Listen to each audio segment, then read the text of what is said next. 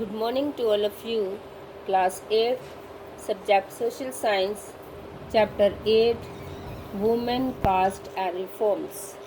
Dear students, आप अपनी book का पेज नंबर 104 निकालेंगे। वहाँ से आज हम पढ़ेंगे। आपका जो फर्स्ट पॉइंट है वो है हु कुड एंटर टेम्पल्स।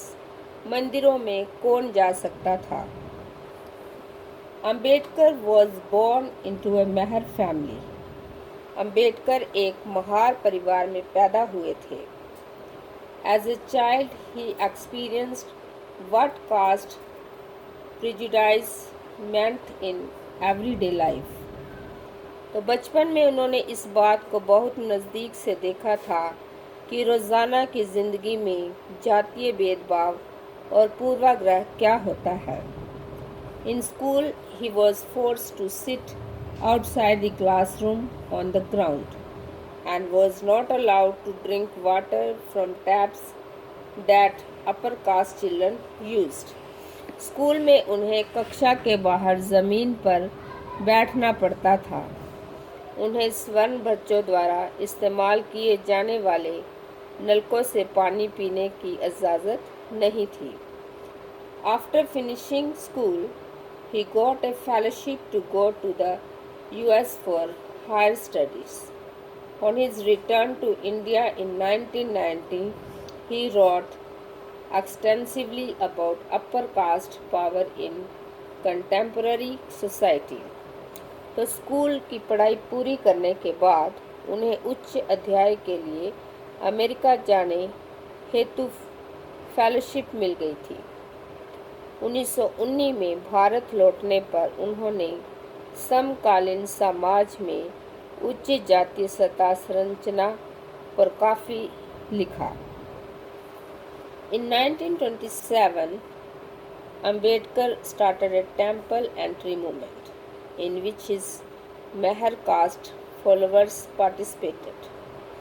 तो सन 1927 में अंबेडकर ने मंदिर प्रवेश आंदोलन शुरू किया जिसमें महार जाति के लोगों ने बड़ी संख्या में हिस्सा लिया। ब्राह्मण priest were outraged when the Dalits used water from the temple tank.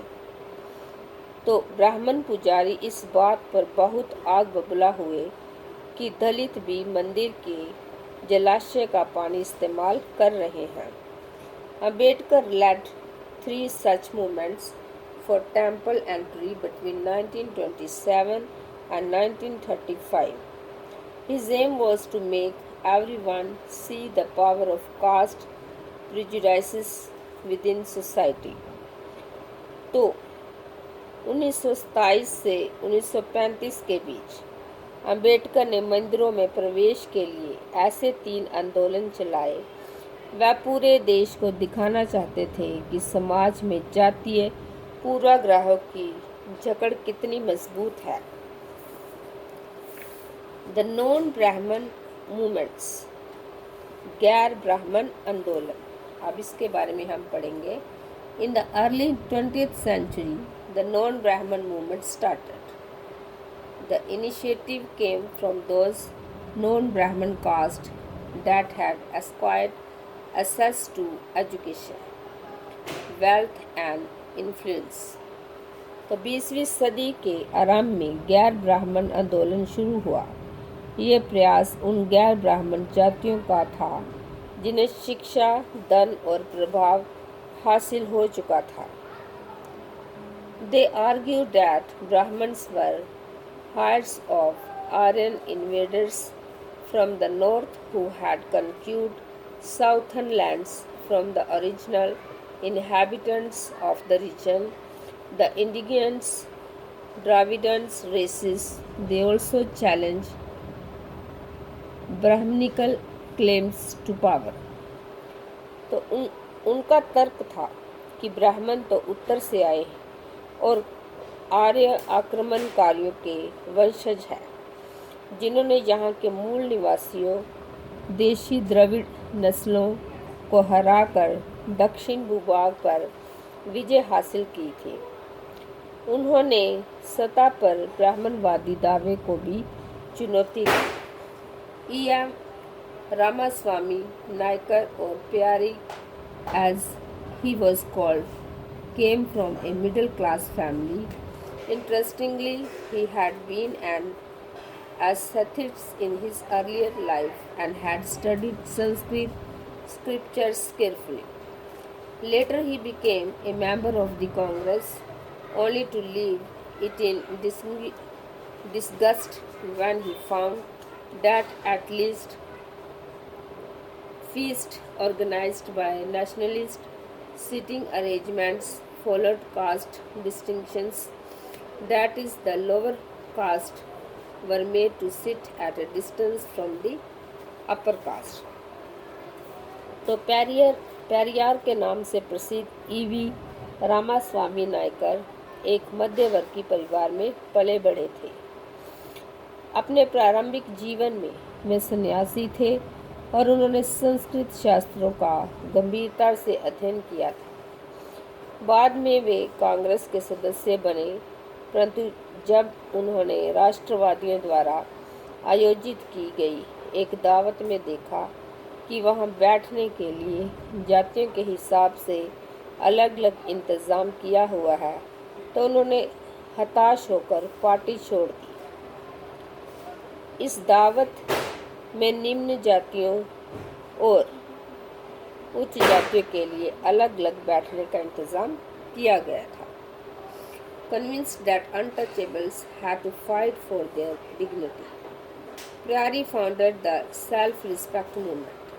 He argued that untouchables were the true upholders of an original Tamil and Dravidian cultures which had been subjugated by Brahmins. He felt that all religions' authorities saw social divisions and inequality as God-given. Untouchabilities had to free themselves, therefore, from all religions in order to achieve social equality. तो पेरियार की समझ में आ चुका था कि अछूतों को अपने स्वाभिमान के लिए खुद लड़ना होगा। इसी बात को ध्यान में रखते हुए उन्होंने स्वाभिमान आंदोलन शुरू किया। उनका कहना था कि मूल तमिल और द्रविड़ संस्कृत के असली वाहक अछूत ही हैं, जिन्हें ब्राह्मणों ने अपने अधीन कर लिया है। उनका मानना था कि सभी धार्मिक नेता और मुखिया सामाजिक विभाजनों और असमानता को ईश्वर प्रदत्त मानते हैं, इसलिए सामाजिक समानता के लिए सभी धर्मों से अछूतों को खुद मुक्ति पानी होगी।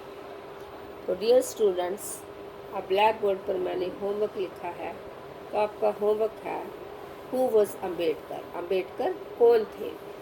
तो आंसर है Ambedkar was a Dalit leader, he belong to a Mahar family, he did a lot for the upliftment of the condition of Dalits.